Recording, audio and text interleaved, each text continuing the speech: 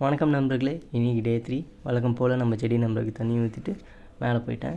இன்றைக்கும் shoulder and கோரை மட்டும் ஃபோக்கஸ் பண்ணி பேசிக்கான கேலிஸ்தனிக்ஸ் ஒர்க் மட்டும் தான் பண்ணேன். அப்படியே ஒர்க் அவுட்டை முடிச்சுட்டு கீழே வந்துட்டு கொண்டாரம் உட்காந்து படிச்சுட்டு இருந்தேன். அப்புறம் அம்மா கொடுத்த இஞ்சி சாறை குடிச்சிட்டு வீட்டில் கொஞ்சம் மளிகை சாமான்லாம் வாங்கணுன்னாங்க. அதெல்லாம் நம்ம வண்டியில் போய் வாங்கிட்டு வந்துட்டு குளித்து ஃப்ரெஷ்ஷாக ரெடி ஆகிட்டேன்.